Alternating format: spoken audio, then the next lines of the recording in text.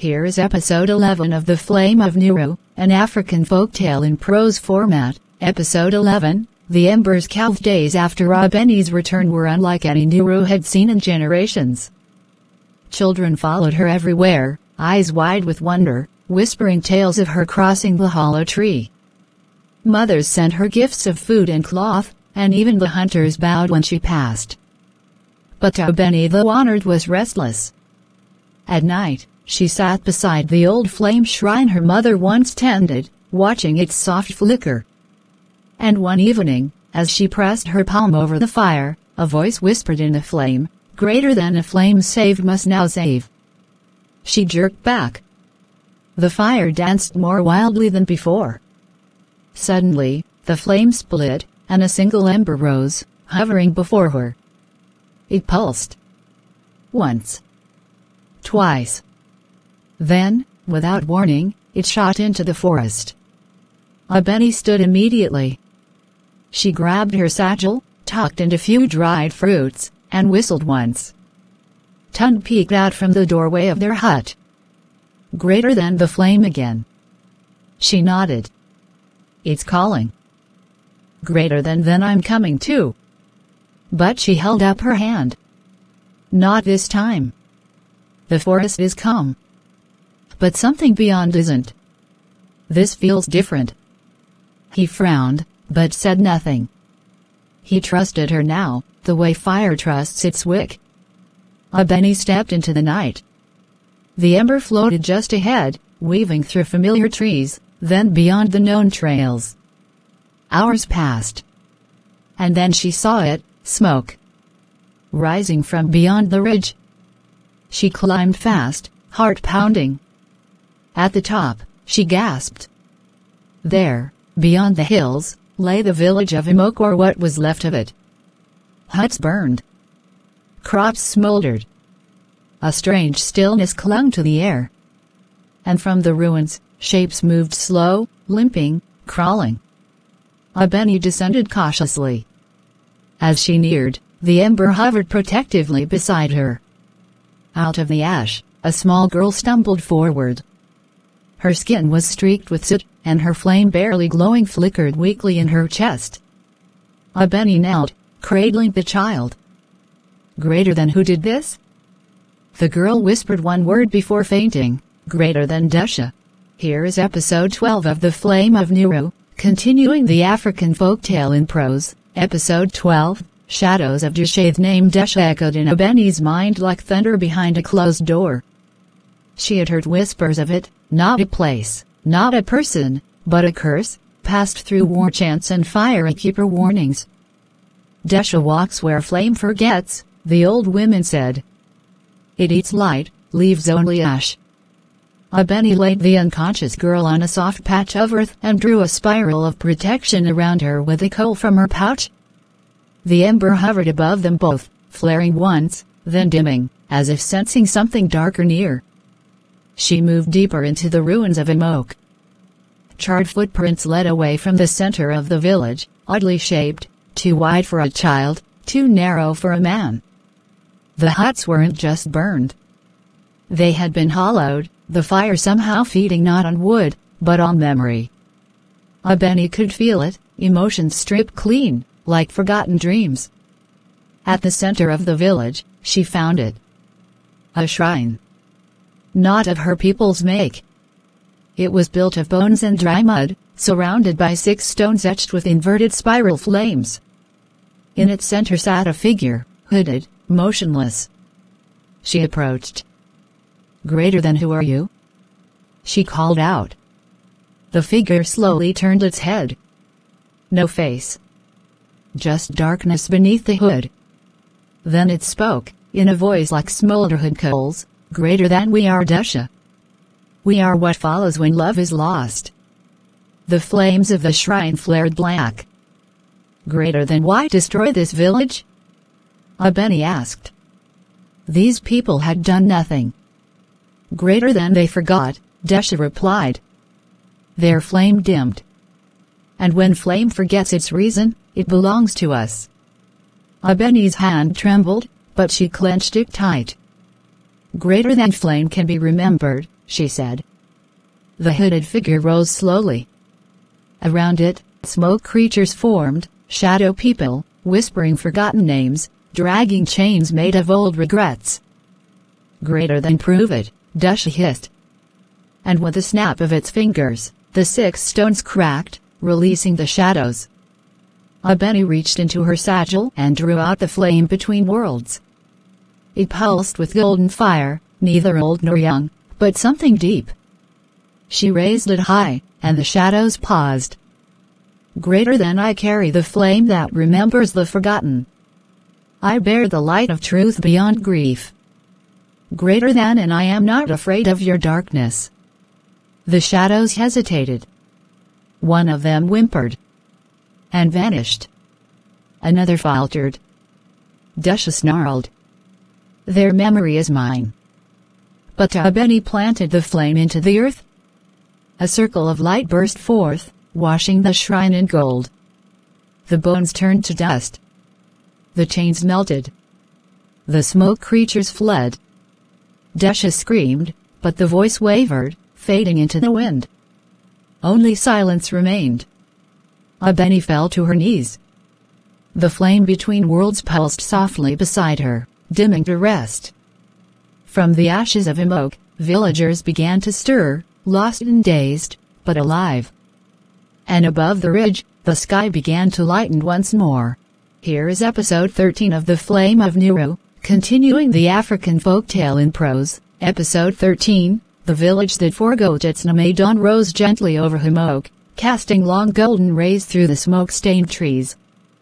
Abeni sat beneath a crooked tree, watching as the villagers slowly gathered their senses.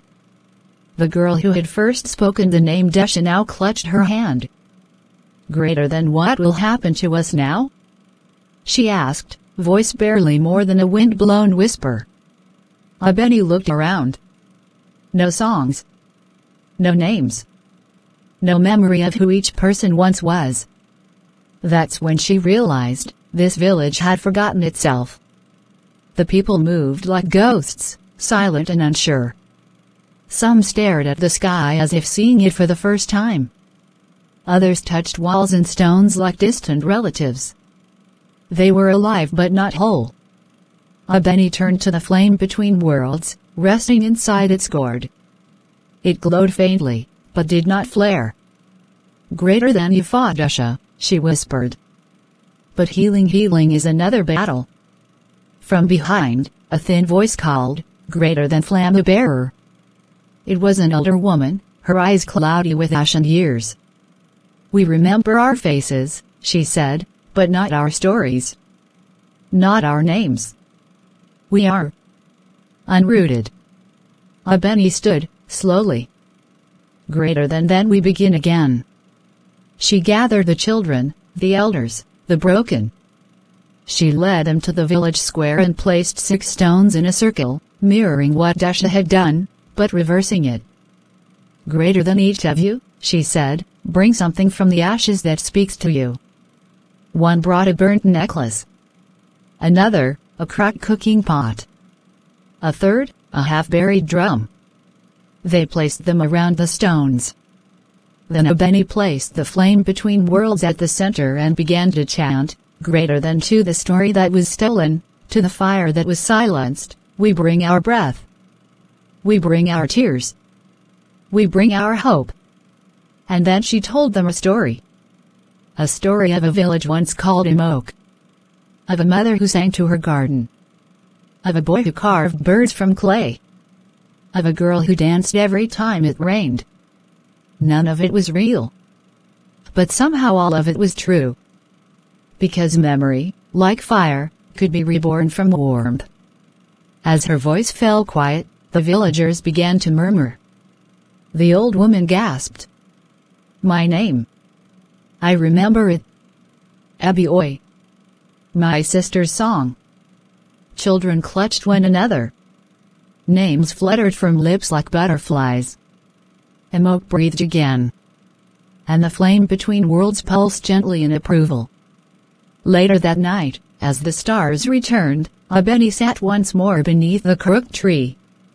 Tund had arrived, He had followed the Ember's trail, refusing to stay behind any longer. He sat beside her. "Greater than you saved them again." "Greater than no," Abeni said softly. They remembered themselves. "I only lit the path." He looked up at the stars. "Greater than how many more paths like this do you think are waiting?" Abeni didn't answer. Because in her heart, she knew the Ember would rise again. Here is episode 14 of The Flame of Nuru, continuing the African folktale in prose format. Episode 14, The River of Silent Drums. The morning after Imok remembered its name, the wind shifted. It carried a strange sound, not quite thunder, not quite footsteps rolling softly through the valley like a forgotten heartbeat. Abeni sat up before the others stirred. Her gourd, which held the flame between worlds, pulsed faintly. Then, without warning, an ember slipped out and floated east, tracing the wind. Tun joined her moments later. He'd learned not to ask, only to follow. "Greater than where now?" he asked. "Greater than where the drums no longer speak," she replied. They followed the sound for a full day, through dense bush and across whispering hills. By twilight, they reached a ridge, and below it, a sight that froze them in place. A wide, glistening river, as black as oil, wound through the valley. But it was not water, it was shadows, flowing silently like silk. And lining its banks were drums, hundreds of them. Tall drums. Talking drums. Carved from tree trunks and sacred wood. All of them were silent. And standing among them, eyes closed, was a boy. He couldn't have been older than 10, yet his presence was striking. His skin shimmered faintly like dark copper under moonlight, and around his neck was a string of broken drum beads. He did not stir when Abeni approached. "Greater than who are you?" she asked gently. He opened his eyes. They were filled with echoes. "Greater than I am Iluka, the last drum seer." He looked at the shadow river. "Greater than they came in the night. Took the voices of the drums. Sealed our rhythms. Now the river forgets how to sing." Abeni stepped closer, stunned. The drums weren't just instruments, they were memory vessels, sacred to many villages. Each one contained stories, histories, names of ancestors, wars, births, and dreams. If their sound was stolen, entire generations could be erased. Iluka took Abeni and Tun down to the water's edge. "Greater than the river used to sing with every drum beat," he said. "Now it flows with silence. The Dusha have marked it." He pointed to a drum at the center, taller than all the rest, with ancient red carvings. "Greater than that drum belongs to Adanma, the first voice. It once sang the names of the founding mothers." Abeni approached, then froze. For carved into its surface was a Dusha mark, a spiral turned inward. She placed her hand on it, and heard nothing. No memory. No voice. Only silence. Tun stepped forward. "Greater than what if? The drums aren't gone? What if they're waiting to be reminded?" Abeni stared at him. And then, slowly, she pulled out the flame between worlds. It flared softly, then split into 7 glowing embers.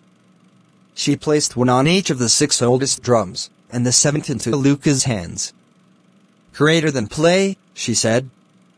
"Greater than, but I don't remember the song. Greater than, then let the flame remember it for you."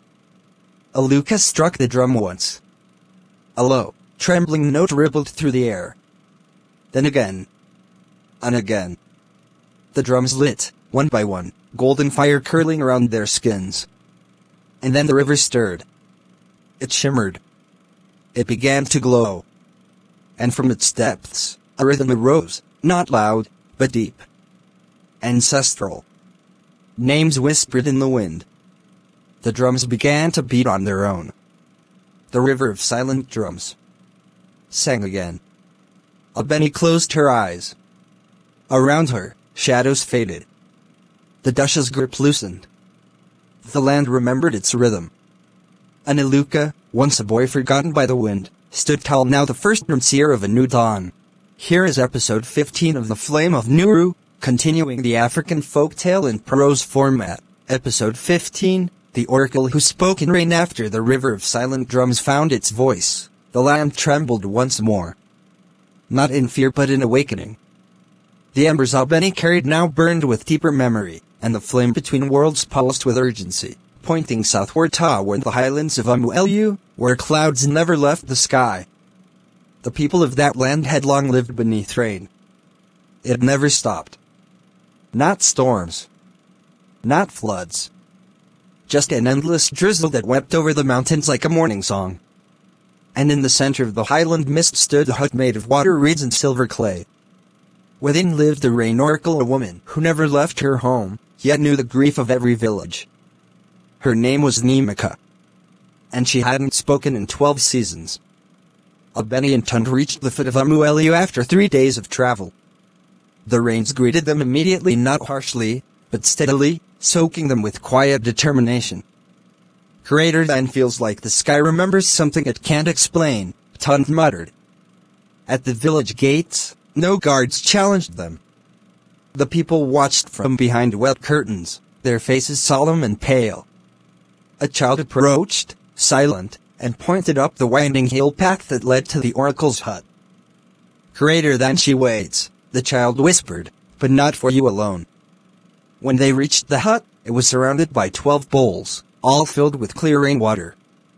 In each, a reflection shimmered, not of Albany or Tund, but of places they had never seen. Burned villages. Dusha marks. Shadowed forests. Inside, Nemika sat, her silver hair plastered to her skin. Her eyes were closed. Albany stepped forward, dripping. Greater than Mother of Waters, I come with fire, she said respectfully. The oracle's lips trembled. And then, for the first time in years, she spoke. Greater than flame and rain were once sisters. Torn by grief. Scattered by silence. She opened her eyes and they were filled with swirling clouds. Greater than you seek to end the Dusha. But do you know why they were born? Albany paused. Greater than they feed on forgetting. On grief left untended. Greater than yes, Nemika said. But they began as protectors of sorrow unspoken. Of pain unshared. The world created them, and now it must remember what it buried. She stood, frail but powerful. Greater than there is a mountain beyond this land, where flame was first gifted to the earth. You must go there. The Dusha are returning to the source. Tund looked alarmed. Greater than why return to where it all began? Nemika replied, voice like thunder trapped in mist. Greater than because they mean to rewrite the first fire to unmake remembrance itself. She reached into one of the rainbows and drew out a single, glowing tear. Greater than take this, she said, handing it to Albany. The tear of rain, sister. It will temper your flame when it burns too fiercely. Albany nodded, placing the tear beside the flame between worlds. As she turned to leave, the oracle added, Greater than and beware the one who walks with two shadows. He does not know what he carries. Albany stopped. Greater than who is he? But the oracle only wept, rain falling anew from her clouded eyes.